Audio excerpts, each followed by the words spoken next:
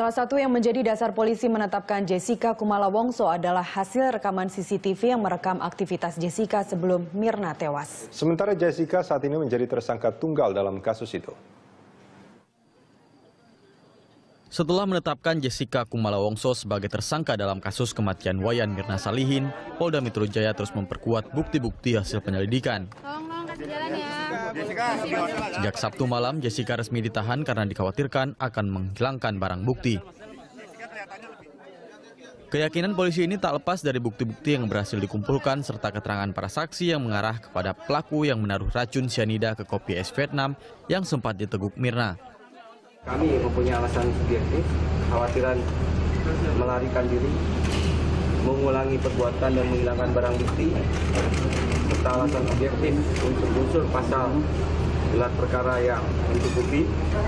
Maka malam ini terhadap saudari J, SK pada kasus tewasnya saudari Mirna, kami telah tanda tangani selaku direktur untuk dilakukan penahanan, itu mulai nanti dihitung ya, malam ini nanti pukul 22.30.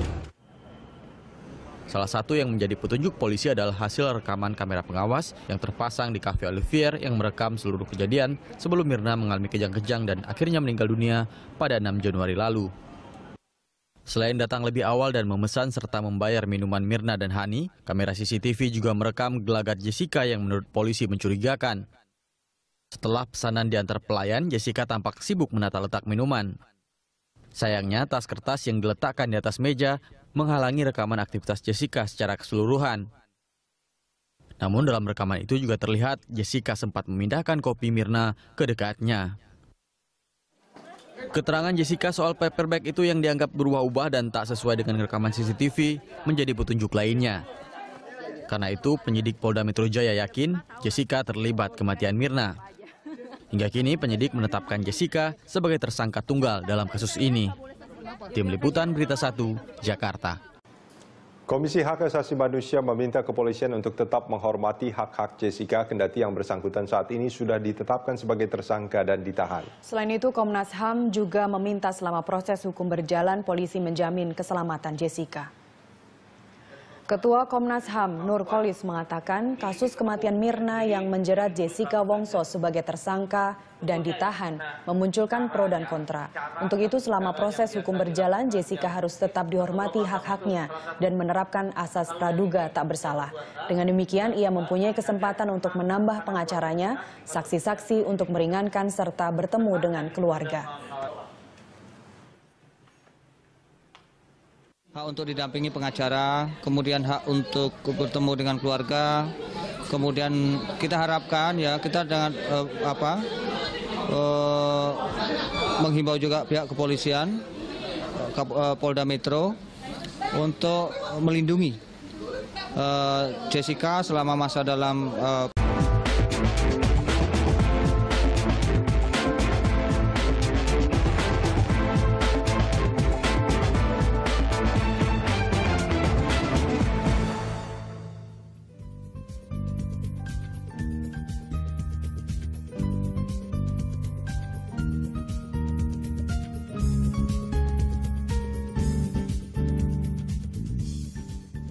Halo pemirsa, kita berjumpa lagi di Landstalk, dialog siang khas Berita 1 bersama saya Veronica Moniaga. Saya Wiki Adrian dan tentu saja Landstalk kali ini masih akan membahas mengenai kasus meninggalnya Mirna, betul, dan juga mengenai pasti ditetapkannya Jessica sebagai tersangka. Ya.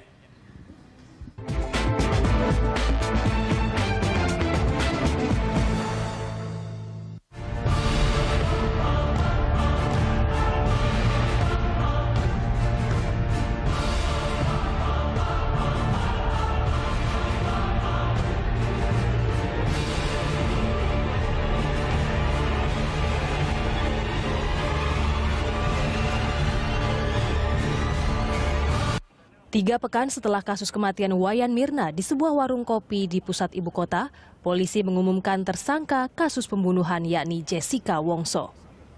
Teman dekat korban disangka mencampurkan sianida ke dalam minuman kopi yang diminum korban beberapa saat sebelum meregang nyawa. Setelah ditangkap, Jessica langsung diperiksa secara intensif di Mapolda Metro Jaya. Menurut Direktur Kriminal Umum Kombes Pol Krisna Murti, keterangan tersangka saat pemeriksaan awal tidak konsisten. Keterangan Jessica berubah-ubah saat menjawab pertanyaan penyidik dan tidak sesuai dengan fakta yang dimiliki penyidik. Yang kesesuaiannya ada satu sama lain kami miliki, ya. Dan salah satu yang krusial adalah keterangan saksi, dalam hal ini saksi Saudara J pada saat diperiksa sebagai saksi. Keterangannya sangat inkonsisten dan tidak berkesesuaian dengan fakta-fakta yang kami miliki. Itu keterangan yang sekarang akan kami ketika pemeriksaan sebagai tersangka akan kami konfirmasi apakah masih dengan keterangannya pada saat sebagai saksi atau dia akan memberikan keterangan yang lain. Kan kalau saksi dia nanti disumpah demi Quran, dia harus dengan kitabnya masing-masing dia harus berbicara. Tidak boleh bohong. Kalau dia nanti jadi tersangka, dia boleh mengingkar. Di Treskrimum Polda Metro Jaya menetapkan Jessica sebagai tersangka kasus Mirna pada Jumat tengah malam. Polisi mempunyai landasan bukti permulaan yang cukup, kesaksian sejumlah saksi ahli dan kunci, serta gelar perkara yang sudah dilakukan dengan Kejaksaan Tinggi pada pertengahan pekan. Jessica ditangkap untuk mempermudah penyidikan. Andika Perdana, Rangga Samudra, Berita 1, Jakarta. Ya, itu tadi paket yang mendukung perbincangan kita hari ini. Seperti kita tahu bahwa Jessica Wongso baru saja ditetapkan sebagai tersangka kasus pembunuhan atau meninggalnya Mirna Salihin yang memang menjadi topik perbincangan beberapa bulan terakhir. Semakin marak, bahkan mungkin wartawan sudah sangat rajin ya nongkrong di Polda Metro Jaya dan untuk betul-betul mengikuti statement. masyarakat juga demikian. Betul. Dan satu hal yang perlu diketahui dari perkembangan kasus ini adalah pengakuan dari Jessica sendiri. Saya pengen langsung nanya ke Pak Thomas Sunario, bakal ngaku nggak sih Pak Thomas Jessica? Yang pertama ini sudah menjadi konsumsi publik, ya. Jadi ada trial by the press, ya. Polisi sudah menetapkan tersangka. Ya, kalau pertanyaan itu ke saya melihat dari berita-berita di media massa tentang penampilan Jessica, ya, dia tidak akan mengaku. Tidak akan mengaku. Tidak akan mengaku. Walaupun nanti hakim pun dengan bukti yang ada menjatuhkan hukuman. Oke, kalau Pak Thomas sendiri melihatnya seperti itu ya. Berbicara mengenai kemudian dia tidak akan mengaku, memang kalau kita lihat di beberapa interview di media-media televisi, Jessica sepertinya terlihat cukup tenang menjawab pertanyaan. Mbak Popi, Anda melihatnya sejauh ini bagaimana? Saya melihatnya gini, memang kita bicara mengenai orang tersebut mau mengaku atau tidak. Kan poinnya adalah sekarang bagaimana seseorang itu tersangka tersebut mau mengakui. Karena semua hal udah, tapi persoalan itu kunci di situ kan. Nah sekarang bagaimana membuat orang mengaku. Kata-kata kalau yang saya pelajari sebagai micro expression. Manusia mengatakan kalimat itu 10% keakurasiannya. Yang benar adalah pertama adalah facial expression, 7 basic emotion manusia gitu loh. Ini menurut Paul Ekman. Jadi marah, kesel, benci, sakit hati dan lain-lain tuh ada baseline-nya. Di 0,4 detik. Jadi kalau dia nggak ngomong it's okay. Tapi kita bisa melihat ekspresinya. Ekspresi pertama, yang kedua gesturnya, yang ketiga emblem. Jadi pas lagi ngomong tangannya begini. Kemudian tarikan nafas seperti itu. Kemudian juga pada saat dia ngeluarin statement ngomong, di situ ada namanya CBCA. Jadinya kita akan melakukan credibility dari ability dari konten yang dia sampaikan. Kita akan ngeliat semantiknya, kita akan ngeliat skripnya, urut-urutan. Jadi siapapun pelaku apapun mau ngapain aja, micro expression itu nggak perlu pengakuan. Nah, kalau micro expression yang dari Paul Ekman ini kan digunakan di UK, yang saya pelajari kan di UK nih, itu KGB, CIA dan lain-lain, FBI menggunakan. Nah, kita pada saat saksi ahli kemarin itu, apakah sudah menggunakan metodologi ini? Kalau masih menggunakan, bukan berartinya saksi ahli yang lain kurang seperti apa ya? Karena tadi kan pengakuan. Nah, itu yang diharapkan yang mungkin sulit gitu. Nah, pada saat saya ngeliat YouTube yang ada, misalnya gini, apakah kamu melakukan, apakah kamu meletakkan racun? Nah, pertanyaannya pun harus ke konteksnya, ke subnya gitu loh. Jadi kamu berbohong ya, kamu melakukan ya, lebih ke sana gitu loh. Nah, kita bukannya mencari kebohongan dia, yang kita cari adalah kebocoran dari rangkaian itu yang missing gitu loh. Mbak Popi, kita ada video, mungkin kita bisa lihat sekaligus mungkin Mbak Popi juga bisa membaca sedikit gerak-gerik dari Jessica ini.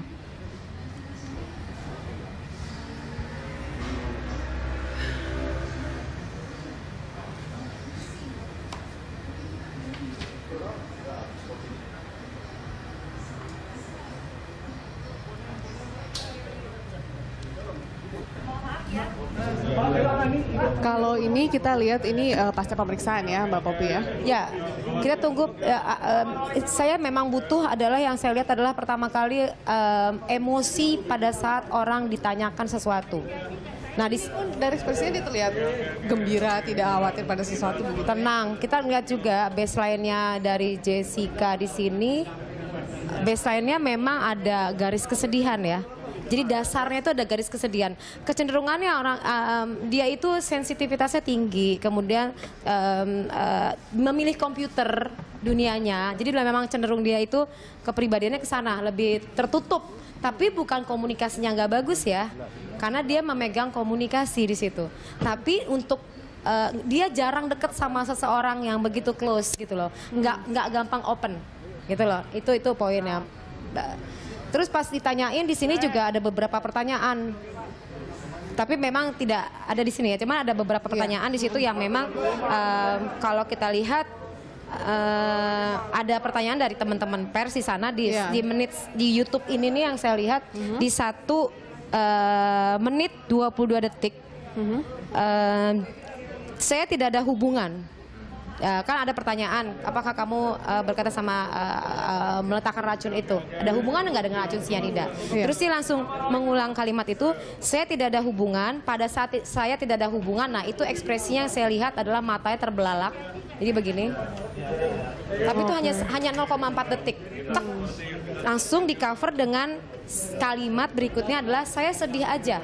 Jadi pada saat mengeluarkan sebuah gerakan tubuh, terlihat kaget dengan pertanyaan itu, dia ada pengalihan dari sebuah isu, saya sedih aja gitu loh. Itu masih hipotesa awal. Bisa aja memang dia sedih beneran, bisa aja gelisah gitu loh. Jadi apabila orang terbelalak, bisa aja ada cahaya matahari, bisa aja ada lalat masuk atau nyamuk. Jadi masih hipotesa. Saya butuh ketemu sama Jessica untuk bertanya. Namanya probing. Jadi ini merupakan hipotesa awal dan belum bisa dijadikan sebagai apapun. Ya. Saya ke Pak Thomas. Pak Thomas, ya walaupun memang Anda tadi menyebutkan bahwa Jessica sampai kapanpun sepertinya tidak akan ngaku gitu.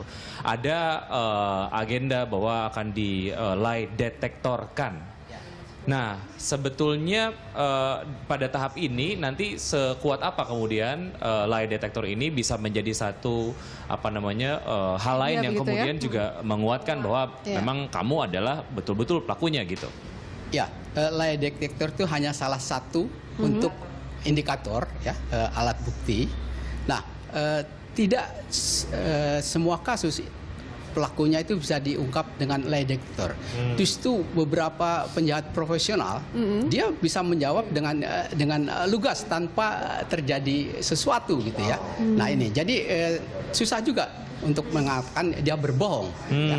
Apalagi ini bidangnya Mbak ini, kalau secara psikologis dia punya suatu gejala yang memang dia bisa berbohong profesional, ya. Dia berbohong tapi orang yakin itu. Mbak Popi harus mencapai level apa? Artinya memainkan psikologisnya gitu ya, seseorang supaya dia dapat mengelabui lie detector ini. Ya, gini. Misalnya ngelihat ke saya, kalau ke saya nggak mungkin ya, ngelihat ke sebelah nih, ya ke Mbak V, dan ngelihat perhatiin, dia berpenampilan seksi, bukan pakai baju ini, bayangkan ya, penampilannya seksi, roknya pendek gitu loh, kemudian seksi banget, nah perhatiin, terus memainkan rambut, apakah Anda pelakunya? Kira-kira jawabannya dia kan yang dilihat adalah jantungnya. Ini bukan, dia mau ngomongnya bener, cuman karena ngelihat gerakan-gerakan erotis tertentu, bermain-main rambut, mengelabui.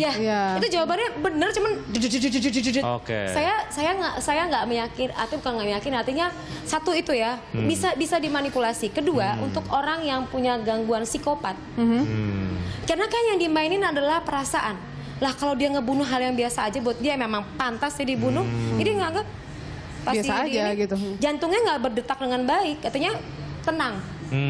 Kalau psikopat kan tenang.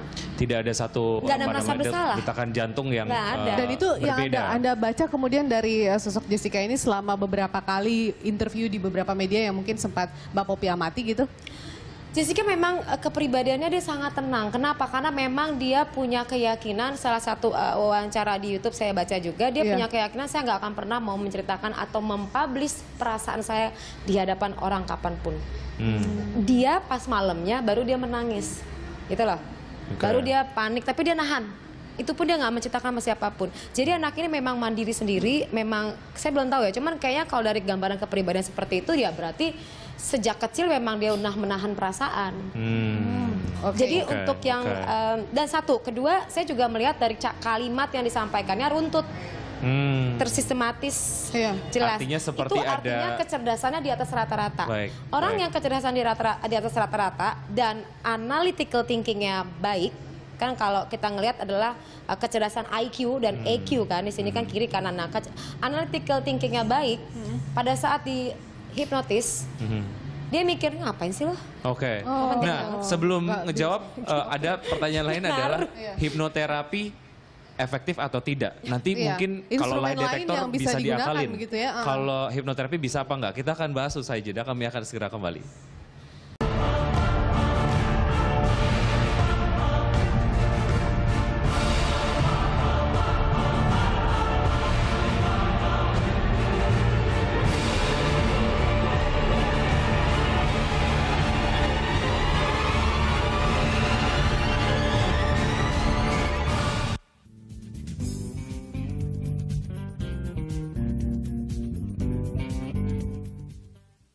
Ya, kita kembali di Lunch Talk. Semakin menarik kalau kita mau membahas ini karena memang kita langsung berinteraksi juga dengan ahli-ahli yang memang sudah cukup lebih tahu ya bagaimana kasus ini berkembang. Ke Pak Thomas dulu. Pak Thomas, kalau Anda melihat sejauh ini kasus ini bergulir, ini kan terkesan banyak pihak mengatakan kok lama sih polisi mengungkap kasus ini, kok polisi terlalu berhati-hati. Tapi di sisi lain setelah diungkap atau maksud saya setelah ditetapkan seorang tersangka, banyak juga pengamat yang mengomentari bahwa ini terburu-buru. Karena ya banyak hal lah, salah satunya adalah kemudian proses pembunuhan Mirna ini tidak menggunakan benda tajam, tapi menggunakan sebuah racun misalnya, seperti itu. Ya, saya kira ini kan misteri dan menyebabkan orang mati ya, kehilangan nyawanya. Semua orang berharap itu cepat terungkap. Nah, sasarannya adalah polisi. Nah, saya melihat polisi sudah bekerja keras ya, dan dia juga tidak mau ceroboh karena penegakan hukum itu kalau buktinya tidak kuat itu bisa dikembalikan. Atau kalau nanti Jessica sebagai tersangka dia mengajukan pra peradilan, itu kalau barang bukti tidak kuat itu hakim bisa memutus dibatalkan ini. Tapi memang sesulit itukah untuk kasus yang kali ini Pak sebenarnya? Saya kira sulitnya karena kan dia tidak mau mengaku, ya. Jadi perlu pengakuan dari berbagai barang bukti, saksi dan saksi ahli. Nah ini kan polisi harus mengumpulkan itu semua, begitu ya Pak ya? Itu, ya kerja keras ya ini itu. Jadi berbagai ahli, psikolog, lalu hipnoterapi. Itu yang harus disatukan sama polisi. Kalau diketemukan katanya celananya dibuang. Ini. Itu barangkali kalau di situ ada satu butir atau mungkin satu butir itu udah bukti yang sangat kuat. Itu secara DNA bisa ditelusuri. Jadi nggak mesti. Berarti sinyalina di sini kalau saya boleh tanya, apakah bentuknya liquid atau bentuknya bubuk? Kalau liquid itu kan kenapa diperiksa kulitnya? Kulitnya itu kan nggak kenapa-napa. Tapi kalau bubuk berarti satu butir pun jatuh, dia bisa di DNA-nya ya tadi Pak? Iya, bisa. Kan DNA kan nggak hanya tubuh, tapi sesuatu yang ada kaitannya itu bisa. Ya, Mbak Popi, saya akan menuju ke penelpon terlebih dahulu. Ini ada Pak Johannes di Surabaya. Selamat siang Pak Johannes, silakan. Halo, Pak Johannes? Dapat mendengar suara saya dengan baik? Iya. Oke. Selamat siang Berita Satu. Halo Pak Johannes. Anda mendengar saya? Iya ya. Halo? Halo. Halo, Anda bisa mendengar saya? Halo Pak Johannes. Iya. Baik, kita mengalami gangguan komunikasi. Saya pernah mengetahui. Kalau tadi kan disampaikan bahwa bisa dilakukan hipnoterapi gitu ya. Bisa atau tidak dilakukan hipnoterapi kalau misalnya tadi lie detector pun bisa diakalin oleh orang-orang dengan tingkat kecerdasan tertentu. Gimana tuh? Kalau hipnoterapis itu ia akan mudah, karena saya juga memberikan hipnoterapis juga ya untuk katakanlah pasien atau klien-klien tertentu gitu loh. Nah, pada saat kita mau melakukan membuat mereka menjadi rileks, kalau dia logikanya bermain terus, jadi orangnya pemikir, itu akan kesulitan banget gitu loh. Dia nggak trust ya pertama, kemudian dia analisanya gue mau diapain sih gitu loh. Ketiga, dia bisa juga memanipulasi dengan seolah-olah dia terhipnosis. Jadi seolah-olah oke, sok tidur. Ayo wawancara saya. Ini orang yang sebagai pelaku yang ingin memberikan hipnoterapi ini ditanyain dong, kemarin peristiwanya bla bla bla, diceritain seolah-olah. Padahal itu ngarang. Padahal itu ngarang. Dan untuk orang-orang yang pintar berakting, itu simpel banget untuk seolah-olah. Iya. Ini pun terlihat di sosok Jessica ini, Mbak. Kalau untuk dilihat di sini kita nggak bisa mengaitkan karena kan saya nggak melihat secara langsung ya itu ya. Jadi nggak bisa.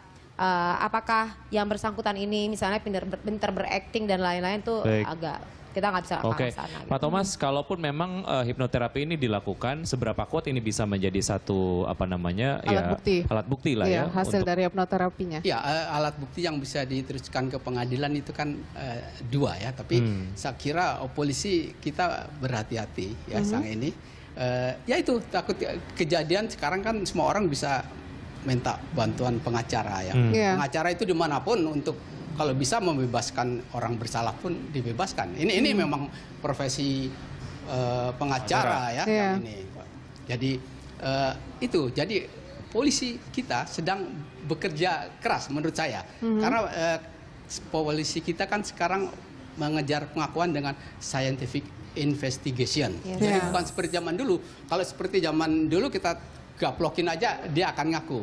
Nah ini caranya agak sekarang dengan memakai bantuan tenaga ahli. Keterangan ataupun hal-hal yang kemudian disampaikan oleh Jessica sendiri pada saat penyelidikan waktu itu memang sepertinya membuat polisi membutuhkan waktu lama untuk menentukan Jessica sebagai tersangka. Seberapa jauh keterangan dari Jessica kemudian ini akhirnya membuat prosesnya juga menjadi agak sedikit lama gitu.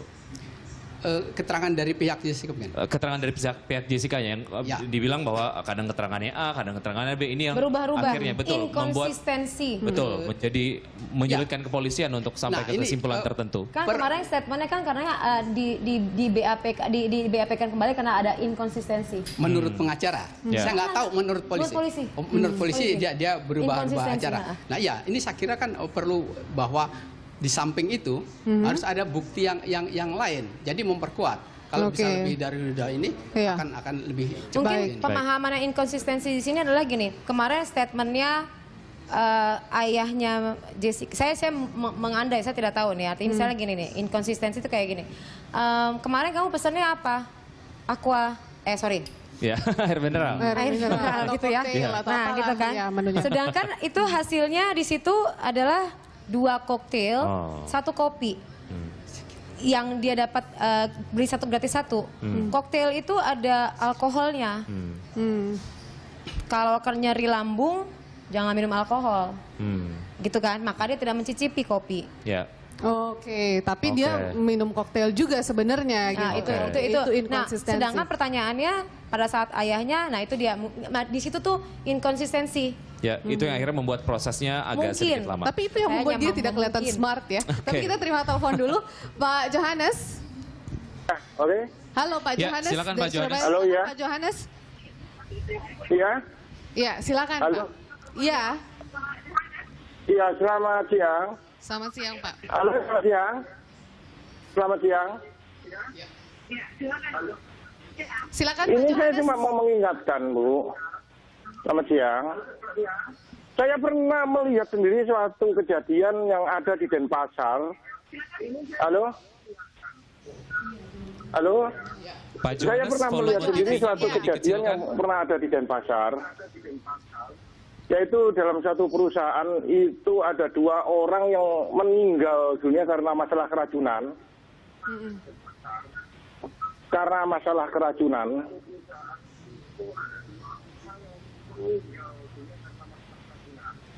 Permasalahannya sudah diselidiki oleh polisi.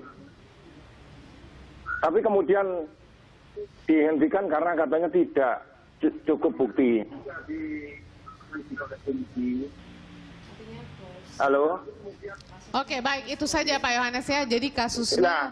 Oke, baik. Terima kasih Pak Yohanes. Ya, memang tadi juga ingin saya tanyakan itu sebenarnya bahwa kasus pembunuhan yang terjadi mungkin tidak terlalu banyak ya kita melihat kasus pembunuhan itu dengan menggunakan racun. Lebih banyak mungkin kalau di Indonesia benda tajam atau mungkin lebih ekstrem lagi mutilasi atau apapun. Ini juga gitu, sebenarnya kalau kita pikir kalau racun itu secara psikologis dia itu halus ya, gitu kan, racun diracunin gitu, artinya halus, nggak ekstrim, nggak ada darah-darah, nggak ada pemukulan dan lain-lain. Nah, itu mungkin perlu analisa dari kriminolog juga sih. Cuman jelasnya adalah kepribadian orang yang melakukan ini ada rasa sayang, ada rasa nggak tega. Tapi secara psikologis ada gangguan karena ngebunuh orang. Jadi motifnya itu mau ngebunuh, outputnya adalah meninggal aja gitu kan. Cuman caranya itu dimilih yang halus. Ini bukan tipikal orang yang show off. Tapi bukan tipikal orang yang memperlihatkan melakukan secara visual. Bisa jadi pelakunya si A, bisa jadi orang di luar dan lain-lain. Anda menangkap itu juga Pak Thomas, bahwa orang terdekat yang menjadi pelaku. Yang pertama kan motivasinya itu apa ya? Racun itu hanya tool. Ya, nah di latar belakang ini kan seringkali susah, seperti kan pernah kasus Munir, ya, itu racun tuh sebenarnya. Nah, sianida juga ya? Sianida juga. Nah, tapi itu kan kompleks sekali, itu agak beda ya, ada politiknya segala. Nah, kita kembali ke Jessica dengan praduga tak bersalah ya, karena dia sudah ditetapkan jadi tersangka. Kita harus melihat apakah Jessica di situ dia sebagai otaknya dan pelaku, atau di belakang itu juga ada yang lain, konspirasi. Ini saya kira polisi juga lagi menggali ini nih, makanya agak lama dan saya kira masih terukur dalam arti polisi kan boleh 20 hari menahan, kemudian ditambah lagi, tapi kalau memang nanti tidak ada bukti, ya bebaskan saja demi hukum. Karena polisi tidak. Karena memang tadi juga disampaikan juga bahwa kalau menggunakan kekuatan daripada penasihat ahli dan lain-lain seperti itu kan kerjanya nggak setiap hari, di mana kan ada Sabtu Minggu jeda. Kalau polisi kan 24 jam. Misalnya kita dikasih sebagai saksi ahli nih gitu kan. Saya bawa pulang kasus berkas, saya juga ngerjain ini kan butuh waktu, nggak dadak-dadakan gitu kan. Nah, itu membuat prosesnya jadi lama, dan kekuatan di sini adalah benda mati semua. Satu, CCTV benda mati, kopi benda mati. Bukan manusia yang bisa dipertanyakan, dan pelakunya ini juga di TKP. Orang kan pikir TKP dulu baru melingkar keluar kan. Kita akan mencoba menelpon, ada Pak Nelson di Tangerang. Pak Nelson, silakan. Ya, selamat siang. Halo. Iya, selamat siang Pak Nelson, silakan. Ya, saya mau komentar aja nih soal penyidikan kasus ini ya. Kebetulan saya praktisi hukum juga ya. Saya mau menekankan aja, jadi polisi itu jangan mengejar kejujuran dari tersangka. Gitu. Tersangka ini nggak bakalan ngaku, gitu.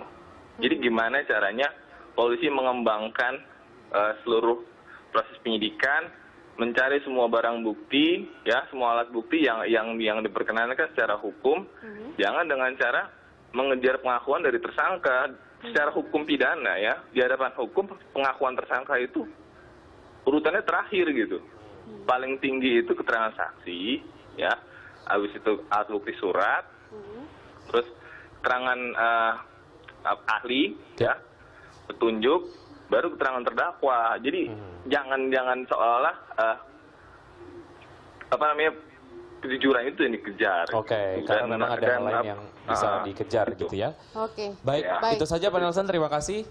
Ya, makasih. Ya, sampai jumpa.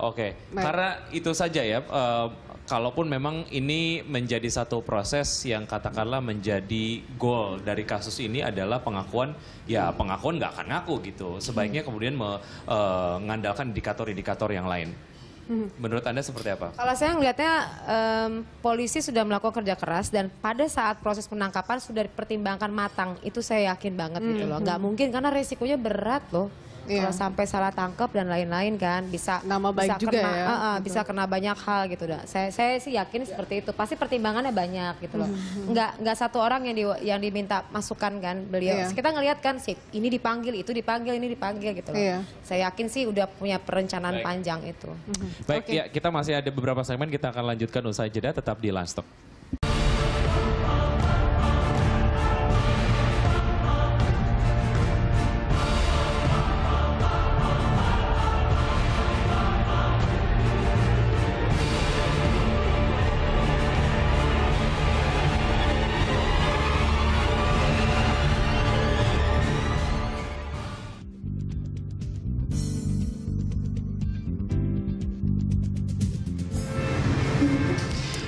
Kembali di Lunch Talk menanti kejujuran Jessica, walaupun ini memang jadi satu hal yang sepertinya agak sia-sia. Kayaknya Jessica nggak bakal ngaku gitu ya.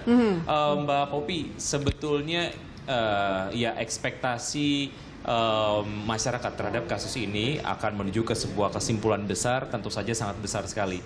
Tapi ini semacam reality check lah ya. Kalau misalnya kasus ini, ya polisi saya yakin akan bekerja keras untuk bisa mengumpulkan bukti-bukti dan lain sebagainya. Kalau misalnya bukti itu kemudian tidak terkumpul gitu ya. Ya, atau tidak cukup kuat ditutup, kemudian Jessica dinyatakan untuk menghukum tidak bersalah. Jessica. Itu bisa terjadi kan? Mungkin Karena kan masih ada proses yang tadi disampaikan oleh Bapak. Baru sekian hari itu masih bisa dikumpulkan hal yang terjadi, bisa dibebaskan kembali gitu kan. Masih ada waktu dan lain-lain. Cuman tadi kalau memang semuanya kan benda mati, nggak ada yang hidup gitu kan. Kemudian belum ada pernyataan statement yang mengatakan bahwa dia akan mengaku gitu kan. Artinya hal seperti itu. Nah kalau misalnya nggak mengarah ke sana pada saat nanti di sidang, karena yang menentukannya tetap hakim. Kalau misalnya nanti ternyata tidak cukup kuat dan lain-lain, ya polisi juga harus siap-siap untuk namanya kasus ini selesai dan lain-lain. Tapi kan artinya kembali ke goal awal, meskipun pemirsa ataupun juga Pak Thomas sanksi dengan pengakuan Jessica sendiri, apakah mungkin artinya ada upaya yang bisa dilakukan untuk mengungkap kejujuran itu? Kita kembali ke kondisi psikolog Jessica ini sendiri begitu Mbak. Apakah memang ada upaya yang bisa dilakukan untuk mengungkap kejujuran seorang Jessica kalau memang dia adalah pelakunya begitu dengan kondisi psikologi dia yang seperti saat ini? Ya kalau misalnya saat ini tadi ya, ini kan resiko hukumannya. Kalau misalnya kita membayangkan asumsi seseorang nih, dia kalau misalnya dia mengaku, sanksi hukumannya kan panjang banget nih. Tapi menghancurkan semua karirnya. Di usia 27 tahun dia akan hancur semua yang udah dibangun, nama baik segala macam hancur. Orang akan melakukan apapun. Betul-betul fight gitu. Tapi ini kan kalau memang melihat dari segi itu. Tapi tadi kalau misalnya metodologi ini bisa digunakan dengan salah satu alternatif tadi adalah adanya bukti CCTV yang kita masih menunggu daripada teman-teman kepolisian, karena memang kemarin tadi juga saya juga sempat menyampaikan, kasih dong CCTV-nya biar bisa kita lihat. Cuman ini kan bukan konsumsi publik gitu kan. Pasti kita akan mempercayai polisian yang akan mengungkap, dan mereka akan mengungkapkan ini di pengadilan nanti.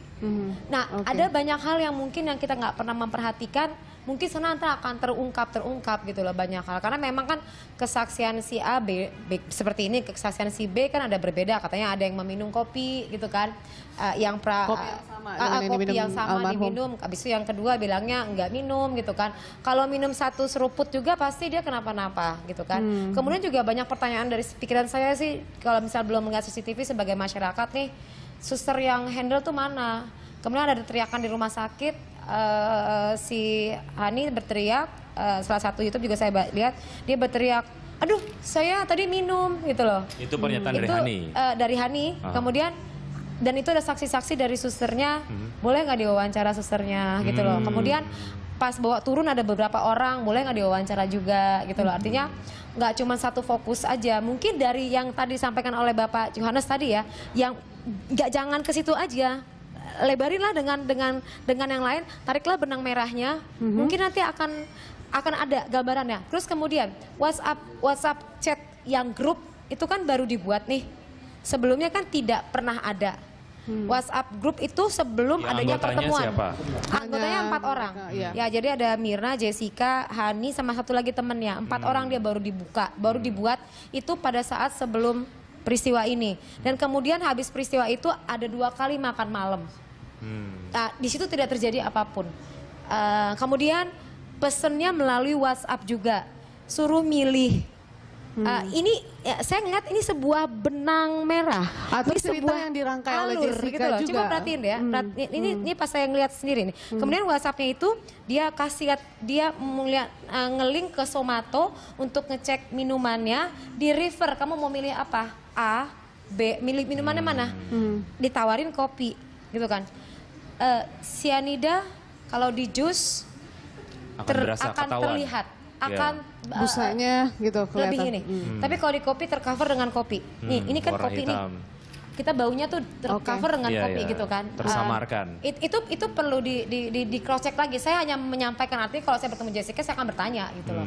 Nah, kemudian dilihat lagi alurnya selanjutnya. Pas saat pertemuan ketiga dia membeli tiga botol kecil itu tadi kan. Kemudian ditutup 1, 2, 3. Tapi kopinya itu informasinya, saya kan nggak lihat CCTV nih. Informasinya dia naruh tasnya itu Pak sebelum setelah kopi datang tasnya dipindahin loh. Oke, baik. Itu informasi dari si Jessica. Kita akan mendengarkan bagaimana statement juga dari Pak Thomas terkait dengan kronologi yang sempat dijelaskan oleh Mbak Popi, bahwa secerdas apa kemudian si pelaku ataupun juga terduga ini merangkai sebuah peristiwa atau proses pembunuhan sahabatnya sendiri begitu. Di segmen berikutnya tetaplah bersama kami di Line Talk.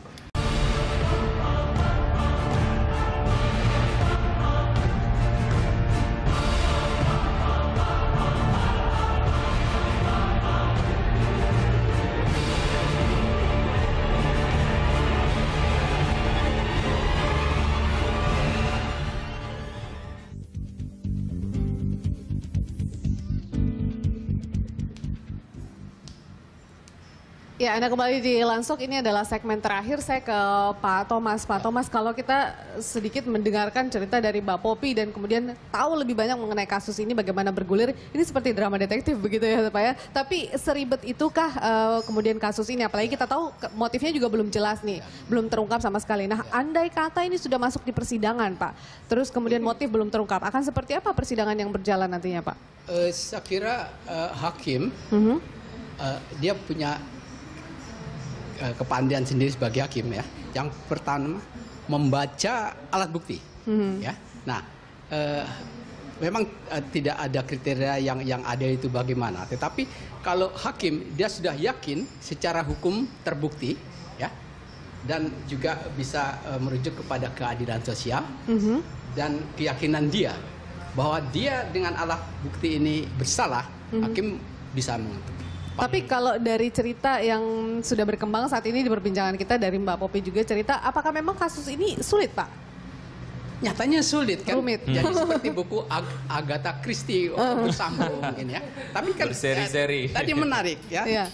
Biasanya kalau rasa benci, dendam, cinta dan sebagainya ya, benci tapi rindu, itu kan terjadi pada orang sudah berinteraksi yang ini, sekian lama, berpacaran yang ini. Tapi kan sekarang, nah ini kemarin juga heboh ya, ada semacam sindikat orang yang lesbian berani menyatakan yang ini. Iya, sempat. Nah, apakah juga kemungkinan ada itu? Maka alasan itulah dipilih racun yang agak artinya tidak ekstrim berdarah-darah, tapi bentuknya adalah lebih soft gitu, lebih mematikan. Seperti itu Pak. Ada ketakutan juga sebenarnya dari pelaku untuk melihat orang yang dia bunuh itu meninggal dengan cara yang mengenaskan begitu. Bisa juga dia kan kemudian rasa bersalahnya kalau itu temannya atau ini kan biasanya kalau orang sakit hati itu sering sesaat. Nanti ada penyesalan, tapi ini belum sampai penyesalan, dia sudah mengakibatkan temannya mati. Walaupun sebenarnya ada beberapa tayangan video yang menyatakan bahwa dari beberapa ya, dia itu bahwa bukan seperti yang dipersepsikan banyak pihak karena kaitan nama asmara gitu loh. Karena juga dia mengatakan saya nggak pernah ketemu sama suaminya. Asmara di sini adalah bisa berhubungan dengan suaminya atau punya sesuatu hal yang lain dengan sama jenis gitu kan. Nah, kalau dengan suaminya dia bilang saya nggak pernah ketemu kalau nggak ada si Mirna gitu loh. Kalau misalnya dia dengan sama jenis di sini kita bisa melihat bahwa dia memiliki pasangan kan di tempat di Australia gitu kan, sempat disampaikan bahwa dia ada pacar nih gitu loh. Walaupun pada saat pertemuan, pada saat wawancara di salah satu stasiun yang lain disampaikan bahwa apa tujuan hidupmu? Saya pengen perbaiki karir saya dan saya ingin memiliki cinta loh. Katanya kamu sudah kemarin udah ada. nggak ada. Gitu loh artinya. Oke. Di situ juga mungkin bisa menjadi satu penilaian tersendiri begitu. Ya tinggal saya butuh bertemu dengan Jessica secepatnya. Saya berharap gitu kan. Kemudian saya juga saya berharap banget bisa dapat CCTV-nya ngelihat sehingga dapat gambarannya lebih jelas. Karena yang kita diskusikan di sini kita nggak melihat apapun. Iya, ngambang juga. Tapi ya ada yang mau ditambahkan Pak Thomas sedikit? Ya, ini kan kasusnya sudah merebak ke masyarakat ya. Bapak boleh menggunakan mikrofonnya lebih dekat. Ini saya kira di sini memang menurut saya yang berhak untuk menyidik itu kan polisi ya. Tapi juga kalau tadi mengungkap kejujuran Jessica ya. Saya kira bukan hanya kejujuran Jessica, pihak-pihak manapun yang tahu atau kalau ini Krishna tadi mengatakan ini juga kejahatan terencana ya, tentunya ada beberapa aktor-aktor yang terlibat. Mungkin tergugah lah ini ya. Mungkin nanti akan ada kemungkinan ada tersangka-tersangka baru gitu ya. Makanya ada hotline tadi kan yang bisa diakses mungkin teman-teman dari seluruh negara bisa memberikan informasi dan lain-lain. Baik. Mbak Bobi, Pak Thomas, terima kasih atas waktu dan juga analisanya gitu ya. Semoga memang kasus ini bisa segera terungkap. Betul. Ya, dan polisi juga sudah mendapatkan barang bukti yang cukup kemudian untuk membawanya ke persidangan. Kita berharap ini bisa segera selesai karena tidak ingin menjadi drama yang berkepanjangan juga. Ya, dan demikianlah Lanstok kali ini. Jangan lewatkan Lanstok setiap harinya pukul 13 hingga 14 waktu Indonesia Barat. Saya Veronica Moniaga. Saya Wiki Adrian undur diri. Terima kasih dan sampai jumpa. Ya itu takut kejadian sekarang kan semua orang bisa minta bantuan pengacara ya.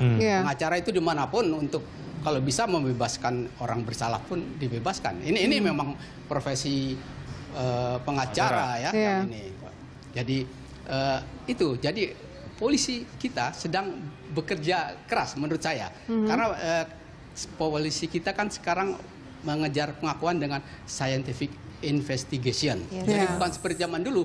Kalau seperti zaman dulu kita gaplokin aja dia akan ngaku. Nah ini caranya agak sekarang dengan memakai bantuan tenaga ahli. Keterangan ataupun hal-hal yang kemudian disampaikan oleh Jessica sendiri pada saat penyelidikan waktu itu memang sepertinya membuat polisi membutuhkan waktu lama untuk menentukan Jessica sebagai tersangka.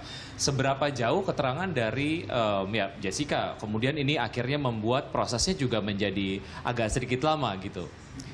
Keterangan dari pihak Jessica keterangan dari pihak Jessica yang dibilang bahwa kadang keterangannya A, kadang keterangannya B, ini yang berubah-ubah, akhirnya inkonsistensi menjadi menyulitkan kepolisian untuk sampai ke kesimpulan tertentu. Kan kemarin statementnya kan karena di BAP kan kembali karena ada inkonsistensi. Menurut pengacara, saya nggak tahu menurut polisi. Menurut polisi dia berubah acara. Nah ya ini saya kira kan perlu bahwa di samping itu harus ada bukti yang lain, jadi memperkuat. Kalau bisa lebih dari ini akan lebih cepat. Mungkin pemahaman inkonsistensi di sini adalah gini. Kemarin statementnya ayahnya Jessica, saya mengandai, saya tidak tahu nih. Artinya misalnya gini nih, inkonsistensi itu kayak gini. Kemarin kamu pesannya apa? Air mineral. Air mineral gitu ya. Nah gitu kan. Sedangkan itu hasilnya di situ adalah 2 koktail, 1 kopi. Yang dia dapat beli 1 gratis 1. Koktail itu ada alkoholnya. Kalau nyeri lambung, jangan minum alkohol. Gitu kan, maka dia tidak mencicipi kopi. Oke, tapi dia minum koktail juga sebenarnya. Nah, itu inkonsistensi. Sedangkan pertanyaannya pada saat ayahnya, nah itu dia di situ tuh inkonsistensi. Ya, itu yang akhirnya membuat prosesnya agak sedikit lama. Tapi itu yang membuat dia tidak kelihatan smart ya. Tapi kita terima telepon dulu, Pak Johannes. Oke. Halo Pak Johannes. Silakan Pak Johannes. Halo ya. Pak Johannes. Iya. Iya, silakan Halo. Pak. Iya. Iya, selamat siang. Selamat siang Pak. Halo, selamat siang. Selamat siang. Silakan Pak Ini Johannes. saya cuma mau mengingatkan, Bu. Selamat siang. Saya pernah melihat sendiri suatu kejadian yang ada di Denpasar. Halo? Halo? Saya pernah melihat sendiri suatu kejadian yang pernah ada di Denpasar. Yaitu dalam satu perusahaan itu ada 2 orang yang meninggal dunia karena masalah keracunan. Karena masalah keracunan.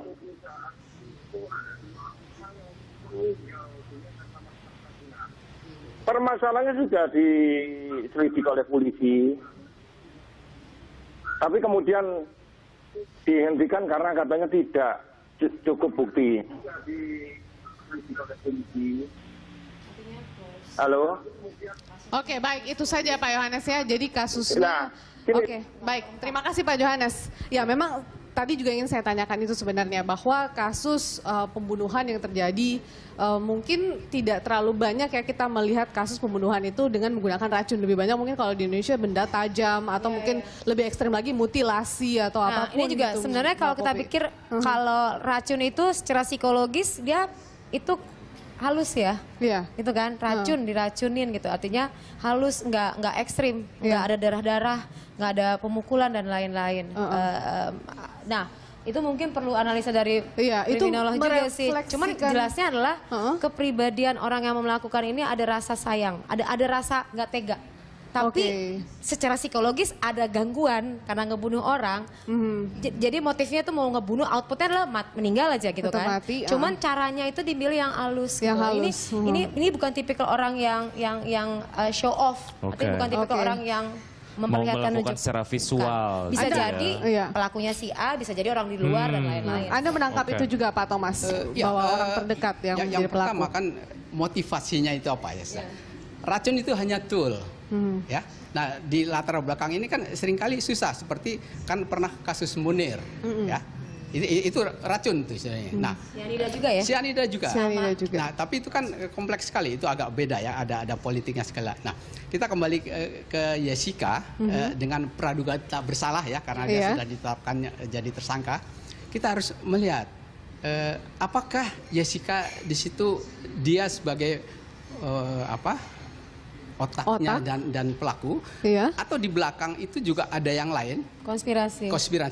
Ini saya kira polisi juga lagi menggali ini nih, makanya agak lama dan saya kira masih terukur dalam arti polisi kan boleh 20 hari menahan, kemudian ditambah lagi. Tapi kalau memang nanti tidak ada bukti, ya bebaskan saja demi hukum. Karena polisi tidak. Karena memang tadi juga disampaikan juga bahwa kalau menggunakan kekuatan daripada penasihat ahli dan lain-lain seperti itu kan kerjanya nggak setiap hari, di mana kan ada Sabtu Minggu jeda. Kalau polisi kan 24 jam. Misalnya kita dikasih sebagai saksi ahli nih gitu kan, saya bawa pulang kasus berkas, saya juga ngerjain ini kan butuh waktu, nggak dadak-dadakan gitu kan. Nah itu membuat prosesnya jadi lama, dan kekuatan di sini adalah benda mati semua. Satu, CCTV benda mati, kopi benda mati. Bukan manusia yang bisa dipertanyakan, dan pelakunya ini juga di TKP. Orang kan pikir TKP dulu baru melingkar keluar kan. Kita akan mencoba menelpon, ada Pak Nelson di Tangerang. Pak Nelson, silakan. Ya, selamat siang. Halo. Iya, selamat siang Pak Nelson, silakan. Ya, saya mau komentar aja nih soal penyidikan kasus ini ya. Kebetulan saya praktisi hukum juga ya. Saya mau menekankan aja, jadi polisi itu jangan mengejar kejujuran dari tersangka. Gitu. Tersangka ini nggak bakalan ngaku, gitu. Jadi gimana caranya polisi mengembangkan seluruh proses penyidikan, mencari semua barang bukti, ya, semua alat bukti yang diperkenankan secara hukum. Tetapkan tersangka. Ya, kalau pertanyaan itu ke saya melihat dari berita-berita di media massa tentang penampilan Jessica, dia tidak akan mengaku. Tidak akan mengaku. Walaupun nanti hakim pun dengan bukti yang ada menjatuhkan hukuman. Kalau Pak Thomas sendiri melihatnya seperti itu ya. Berbicara mengenai kemudian dia tidak akan mengaku, memang kalau kita lihat di beberapa interview di media-media televisi, Jessica sepertinya terlihat cukup tenang menjawab pertanyaan. Mbak Popi, Anda melihatnya sejauh ini bagaimana? Saya melihatnya gini, memang kita bicara mengenai orang tersebut mau mengaku atau tidak. Kan poinnya adalah sekarang bagaimana seseorang itu, tersangka tersebut mau mengakui, karena semua hal udah, tapi persoalan itu kunci di situ kan. Nah sekarang bagaimana membuat orang mengaku? Kata-kata kalau yang saya pelajari sebagai micro expression, manusia mengatakan kalimat itu 10% keakurasiannya. Yang benar adalah pertama adalah facial expression, 7 basic emotion manusia gitu loh. Ini menurut Paul Ekman. Jadi marah, kesel, benci, sakit hati dan lain-lain tuh ada baseline-nya di 0,4 detik. Jadi kalau dia nggak ngomong, it's okay. Tapi kita bisa melihat ekspresinya. Ekspresi pertama, yang kedua gesturnya, yang ketiga emblem. Jadi pas lagi ngomong tangannya begini.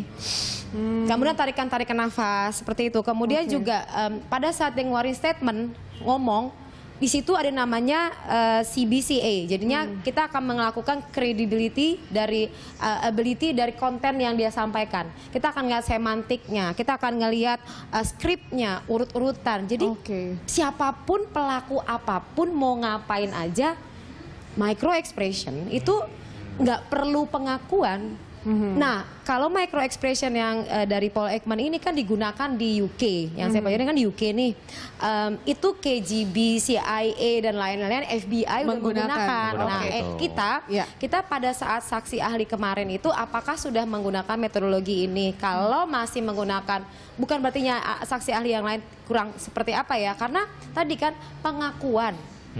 Nah, itu yang diharapkan yang mungkin sulit gitu. Nah, pada saat saya ngeliat YouTube yang ada, misalnya gini, apakah kamu meletakkan racun? Nah, pertanyaannya pun harus ke konteksnya, ke subnya gitu loh. Jadi kamu berbohong ya, kamu melakukan ya, lebih ke sana gitu loh. Nah, kita bukannya mencari kebohongan dia, yang kita cari adalah kebocoran dari rangkaian itu yang missing gitu loh. Mbak Popi, kita ada video, mungkin kita bisa lihat sekaligus mungkin Mbak Popi juga bisa membaca sedikit gerak-gerik dari Jessica ini.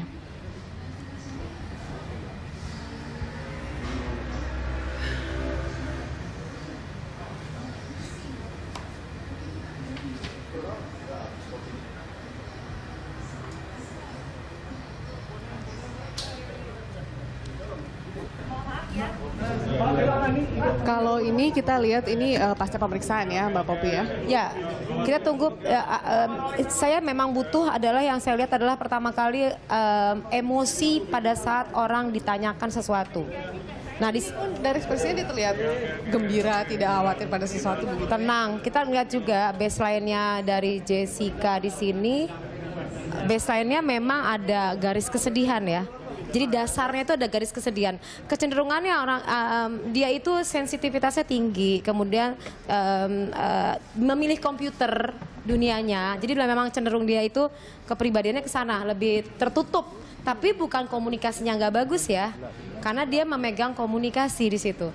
Tapi untuk dia jarang deket sama seseorang yang begitu close gitu loh, nggak gampang open gitu loh. Itu poinnya. Terus pas ditanyain di sini juga ada beberapa pertanyaan, tapi memang tidak ada di sini ya. Cuman ada beberapa pertanyaan di situ yang memang kalau kita lihat ada pertanyaan dari teman-teman pers di sana di menit di YouTube ini nih yang saya lihat di 1 menit 22 detik.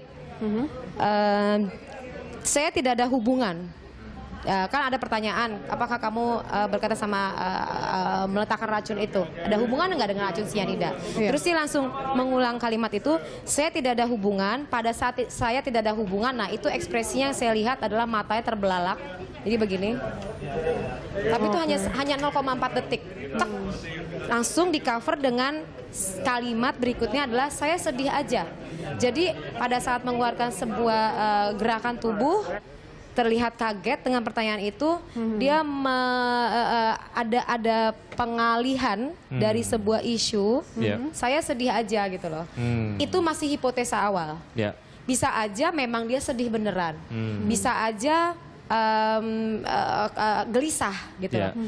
Jadi apabila orang terbelalak, bisa aja ada cahaya matahari, bisa aja ada lalat masuk atau nyamuk. Jadi masih hipotesa. Saya butuh ketemu sama Jessica untuk bertanya. Namanya probing. Jadi ini merupakan hipotesa awal dan belum bisa dijadikan sebagai apapun. Saya ke Pak Thomas. Pak Thomas, ya walaupun memang Anda tadi menyebutkan bahwa Jessica sampai kapanpun sepertinya tidak akan ngaku gitu. Ada agenda bahwa akan di lie detektorkan.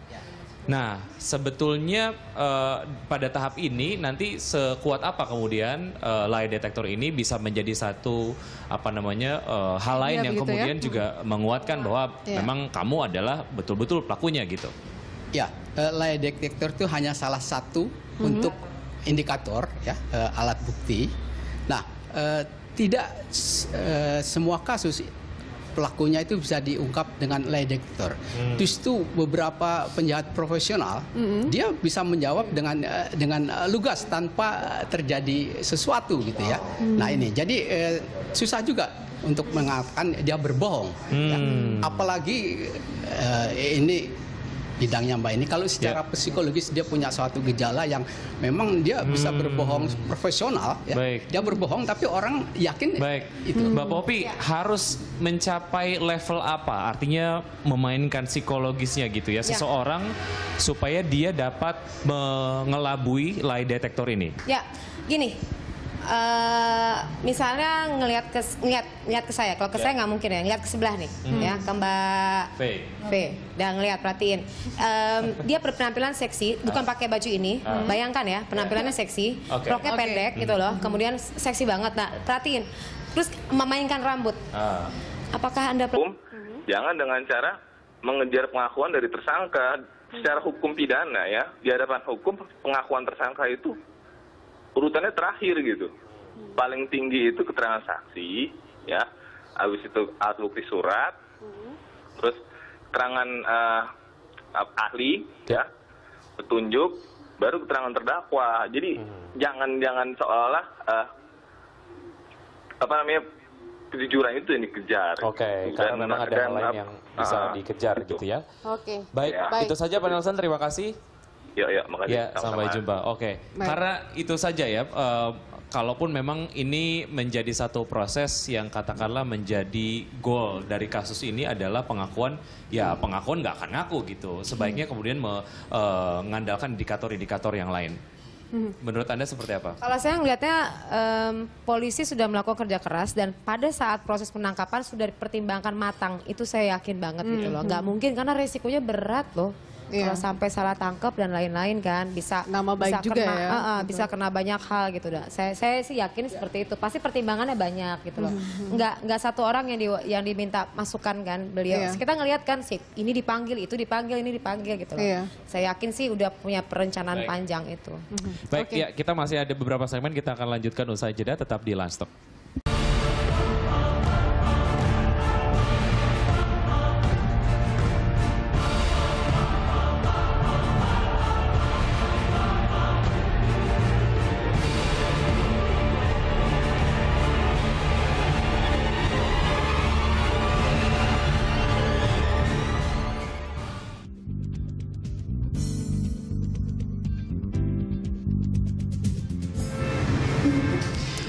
Kembali di Lunch Talk menanti kejujuran Jessica, walaupun ini memang jadi satu hal yang sepertinya agak sia-sia. Kayaknya Jessica nggak bakal ngaku gitu ya. Mbak Popi, sebetulnya ya ekspektasi masyarakat terhadap kasus ini akan menuju ke sebuah kesimpulan besar, tentu saja sangat besar sekali.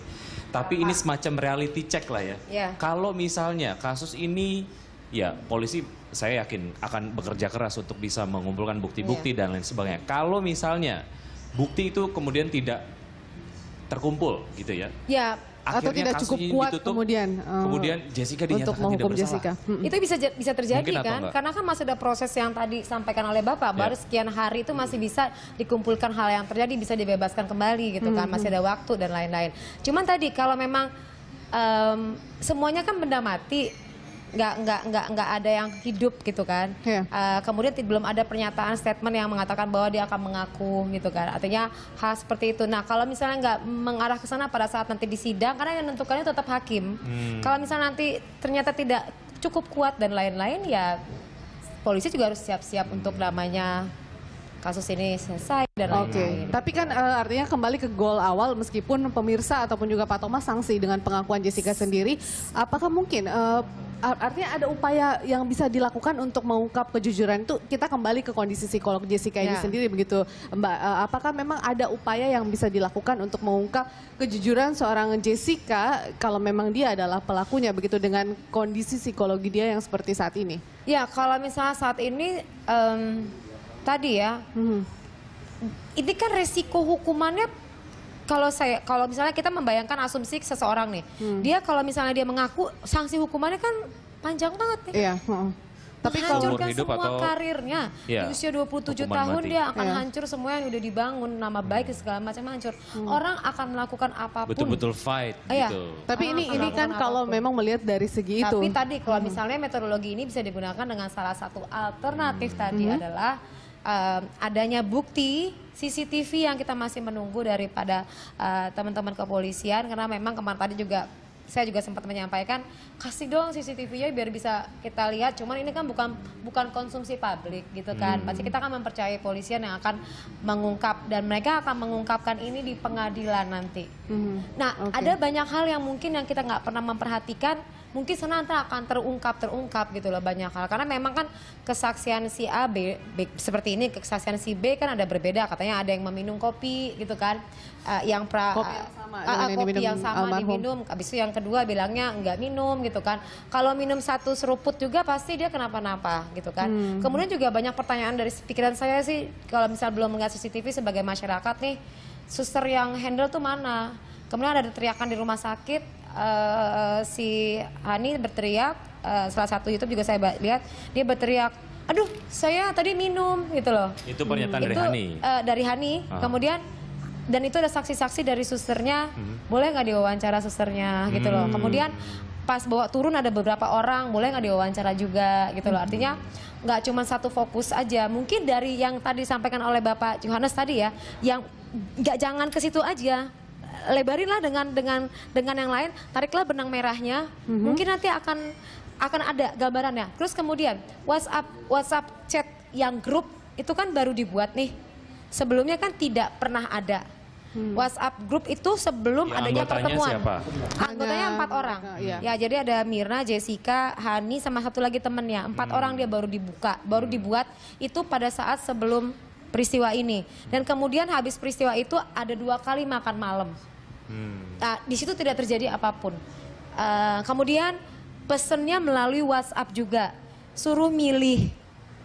Ini saya ngeliat ini sebuah benang merah. Atau ini cerita yang dirangkai oleh Jessica gitu loh. juga. Coba perhatiin ya. Ini pas saya ngeliat sendiri nih. Kemudian WhatsAppnya itu dia melihat ngelink ke Somato untuk ngecek minumannya, di refer kamu mau milih apa? A, B, milih minumannya mana? Ditawarin kopi gitu kan. Cyanida kalau di jus akan terlihat, akan busanya gitu kelihatan. Lebih ini. Tapi kalau di kopi tercover dengan kopi. Nih, ini kan kopi nih. Kita baunya tuh tercover dengan kopi gitu kan. Tersamarkan. Itu perlu di cross check lagi. Saya hanya menyampaikan, artinya kalau saya bertemu Jessica saya akan bertanya gitu loh. Nah, kemudian dilihat lagi alurnya selanjutnya. Pas saat pertemuan ketiga dia membeli tiga botol kecil itu tadi kan.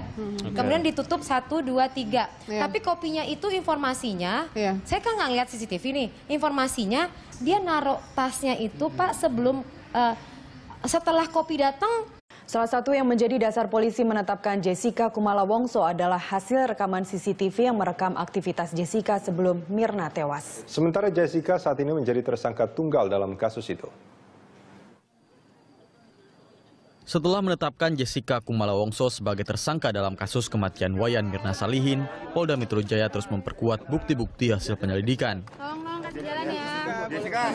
Sejak Sabtu malam, Jessica resmi ditahan karena dikhawatirkan akan menghilangkan barang bukti. Keyakinan polisi ini tak lepas dari bukti-bukti yang berhasil dikumpulkan serta keterangan para saksi yang mengarah kepada pelaku yang menaruh racun cyanida ke kopi es Vietnam yang sempat diteguk Mirna. Kami mempunyai alasan subjektif, kekhawatiran melarikan diri, mengulangi perbuatan dan menghilangkan barang bukti, serta alasan objektif untuk unsur pasal gelar perkara yang mencukupi. Kita malam ini terhadap saudari J, SK pada kasus tewasnya saudari Mirna, kami telah saya tanda tangani selaku direktur untuk dilakukan penahanan, itu mulai nanti dihitung ya. Malam ini nanti pukul 22.30. Salah satu yang menjadi petunjuk polisi adalah hasil rekaman kamera pengawas yang terpasang di Cafe Olivier yang merekam seluruh kejadian sebelum Mirna mengalami kejang-kejang dan akhirnya meninggal dunia pada 6 Januari lalu. Selain datang lebih awal dan memesan serta membayar minuman Mirna dan Hani, kamera CCTV juga merekam gelagat Jessica yang menurut polisi mencurigakan. Setelah pesanan diantar pelayan, Jessica tampak sibuk menata letak minuman. Sayangnya, tas kertas yang diletakkan di atas meja menghalangi rekaman aktivitas Jessica secara keseluruhan. Namun dalam rekaman itu juga terlihat Jessica sempat memindahkan kopi Mirna ke dekatnya. Keterangan Jessica soal paper bag itu yang dianggap berubah-ubah dan tak sesuai dengan rekaman CCTV menjadi petunjuk lainnya. Karena itu, penyidik Polda Metro Jaya yakin Jessica terlibat kematian Mirna.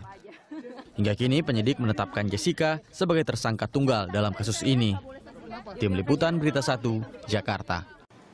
Komisi Hak Asasi Manusia meminta kepolisian untuk tetap menghormati hak-hak Jessica kendati yang bersangkutan saat ini sudah ditetapkan sebagai tersangka dan ditahan. Selain itu, Komnas HAM juga meminta selama proses hukum berjalan, polisi menjamin keselamatan Jessica. Ketua Komnas HAM Nurkolis mengatakan kasus kematian Mirna yang menjerat Jessica Wongso sebagai tersangka dan ditahan memunculkan pro dan kontra. Untuk itu selama proses hukum berjalan, Jessica harus tetap dihormati hak-haknya dan menerapkan asas praduga tak bersalah. Dengan demikian ia mempunyai kesempatan untuk menambah pengacaranya, saksi-saksi untuk meringankan serta bertemu dengan keluarga. Hak untuk didampingi pengacara, kemudian hak untuk bertemu dengan keluarga, kemudian kita harapkan ya kita dengan menghimbau juga pihak kepolisian, Polda Metro untuk melindungi Jessica selama masa dalam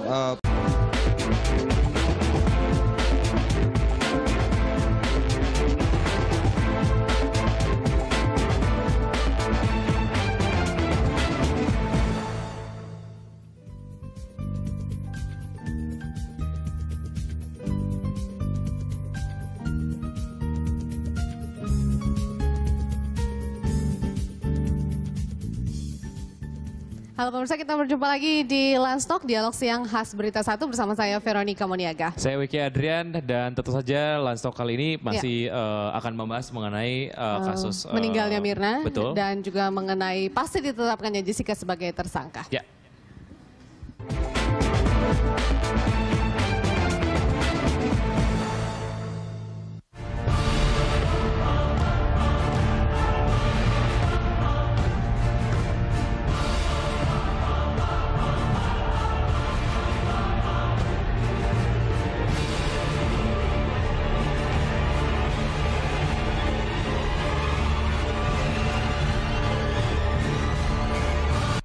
Tiga pekan setelah kasus kematian Wayan Mirna di sebuah warung kopi di pusat ibu kota, polisi mengumumkan tersangka kasus pembunuhan yakni Jessica Wongso. Teman dekat korban disangka mencampurkan sianida ke dalam minuman kopi yang diminum korban beberapa saat sebelum meregang nyawa. Setelah ditangkap, Jessica langsung diperiksa secara intensif di Mapolda Metro Jaya. Menurut Direktur Kriminal Umum Kombes Pol Krisna Murti, keterangan tersangka saat pemeriksaan awal tidak konsisten. Keterangan Jessica berubah-ubah saat menjawab pertanyaan penyidik dan tidak sesuai dengan fakta yang dimiliki penyidik. Yang kesesuaiannya ada satu sama lain, kami miliki, ya. Dan salah satu yang krusial adalah keterangan saksi, dalam hal ini saksi saudara J, pada saat diperiksa sebagai saksi, keterangannya sangat inkonsisten dan tidak berkesesuaian dengan fakta-fakta yang kami miliki. Itu keterangan yang sekarang akan kami ketika pemeriksaan sebagai tersangka akan kami konfirmasi apakah masih dengan keterangannya pada saat sebagai saksi atau dia akan memberikan keterangan yang lain. Kan kalau saksi dia nanti disumpah demi Quran, dia harus dengan kitabnya masing-masing dia harus berbicara. Tidak boleh bohong. Kalau dia nanti jadi tersangka, dia boleh mengingkar. Di Treskrimum Polda Metro Jaya menetapkan Jessica sebagai tersangka kasus Mirna pada Jumat tengah malam. Polisi mempunyai landasan bukti permulaan yang cukup, kesaksian sejumlah saksi ahli dan kunci, serta gelar perkara yang sudah dilakukan dengan Kejaksaan Tinggi pada pertengahan pekan. Jessica ditangkap untuk mempermudah penyidikan. Andika Perdana, Rangga Samudra, Berita 1, Jakarta. Ya, itu tadi paket yang mendukung perbincangan kita hari ini. Seperti kita tahu bahwa Jessica Wongso baru saja ditetapkan sebagai tersangka kasus pembunuhan atau meninggalnya Mirna Salihin yang memang menjadi topik perbincangan beberapa bulan terakhir. Semakin marak, bahkan mungkin wartawan sudah sangat rajin ya nongkrong di Polda Metro Jaya dan untuk betul-betul mengikuti statement. masyarakat juga demikian. Betul. Dan satu hal yang perlu diketahui dari perkembangan kasus ini adalah pengakuan dari Jessica sendiri. Saya pengen langsung nanya ke Pak Thomas Sunario, bakal ngaku nggak sih Pak Thomas Jessica? Yang pertama, ini sudah menjadi konsumsi publik, jadi ada trial by the press. Polisi sudah menetap pelakunya. Kira-kira jawabannya dia kan yang dikatakan jantungnya. Ini dia mau ngomongnya bener, cuman karena ngelihat gerakan-gerakan erotis tertentu, bermain-main rambut, mengelabui. Itu jawabannya bener, cuman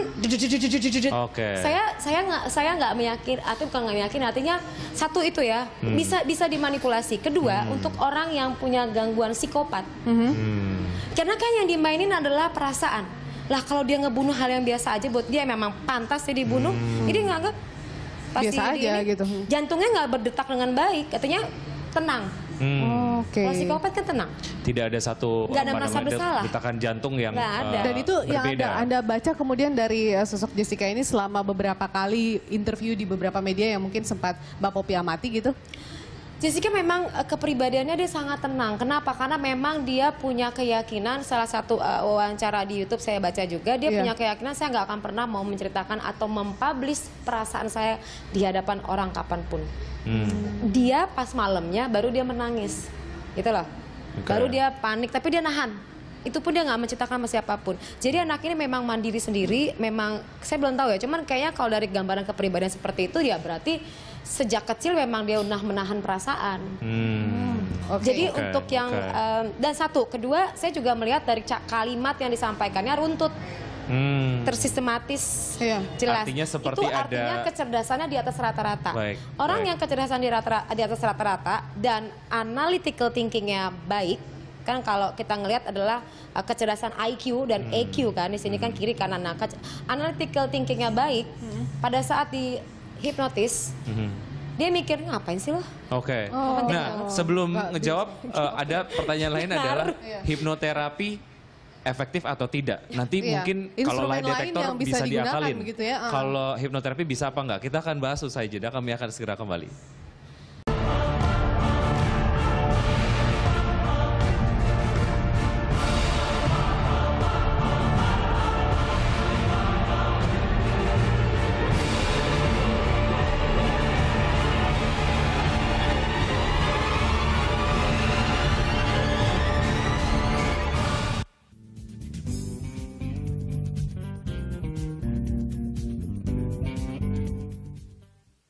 Ya, kita kembali di Lunch Talk. Semakin menarik kalau kita mau bahas ini karena memang kita langsung berinteraksi juga dengan ahli-ahli yang memang sudah cukup lebih tahu ya bagaimana kasus ini berkembang. Ke Pak Thomas dulu. Pak Thomas, kalau Anda melihat sejauh ini kasus ini bergulir, ini kan terkesan banyak pihak mengatakan kok lama sih polisi mengungkap kasus ini, kok polisi terlalu berhati-hati. Tapi di sisi lain setelah diungkap atau maksud saya setelah ditetapkan seorang tersangka, banyak juga pengamat yang mengomentari bahwa ini terburu-buru. Karena ya banyak hal lah. Salah satunya adalah kemudian proses pembunuhan Mirna ini tidak menggunakan benda tajam, tapi menggunakan sebuah racun misalnya, seperti itu. Ya, saya kira ini kan misteri dan menyebabkan orang mati ya, kehilangan nyawanya. Semua orang berharap itu cepat terungkap. Nah, sasarannya adalah polisi. Nah, saya melihat polisi sudah bekerja keras ya, dan dia juga tidak mau ceroboh karena penegakan hukum itu kalau buktinya tidak kuat itu bisa dikembalikan. Atau kalau nanti Jessica sebagai tersangka dia mengajukan pra peradilan, itu kalau barang bukti tidak kuat itu hakim bisa memutus dibatalkan ini. Tapi memang sesulit itukah untuk kasus yang kali ini Pak sebenarnya? Saya kira sulitnya karena kan dia tidak mau mengaku. Ya. Jadi perlu pengakuan dari berbagai barang bukti, saksi, dan saksi ahli. Nah ini kan polisi harus mengumpulkan itu semua begitu ya Pak ya? Itu, ya kerja keras ya ini itu. Jadi berbagai ahli, psikolog, lalu hipnoterapi. Itu yang harus disatukan sama kalau polisi. diketemukan katanya celananya dibuang. Ini itu barangkali kalau di situ ada satu butir atau mungkin satu butir itu udah bukti yang sangat kuat. Itu secara DNA bisa ditelusuri. Tapi nggak mesti. Berarti sialina di sini kalau saya boleh tanya, apakah bentuknya liquid atau bentuknya bubuk? Kalau liquid itu kan kenapa diperiksa kulitnya? Kulitnya itu kan nggak kenapa-napa. Tapi kalau bubuk berarti satu butir pun jatuh, dia bisa di DNA-nya ya tadi Pak? Iya bisa. Kan DNA kan nggak hanya tubuh, tapi sesuatu yang ada kaitannya itu bisa. Ya, Mbak Popi, saya akan menuju ke penelpon terlebih dahulu. Ini ada Pak Johannes di Surabaya. Selamat siang Pak Johannes, silakan. Halo, Pak Johannes? Dapat mendengar suara saya dengan baik? Iya. Oke. Selamat siang Berita 1. Halo Pak Johannes. Anda mendengar saya? Iya ya. Halo? Halo. Halo, Anda bisa mendengar saya? Halo Pak Johannes. Iya. Baik, kita mengalami gangguan komunikasi. Saya pernah Popi, kalau tadi kan disampaikan bahwa bisa dilakukan hipnoterapi gitu ya. Bisa atau tidak dilakukan hipnoterapi kalau misalnya tadi lie detector pun bisa diakalin oleh orang-orang dengan tingkat kecerdasan tertentu.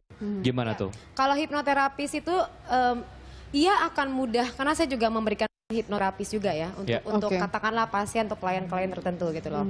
Nah, pada saat kita mau membuat mereka menjadi rileks, kalau dia logikanya bermain terus, jadi orangnya pemikir, itu akan kesulitan banget gitu loh.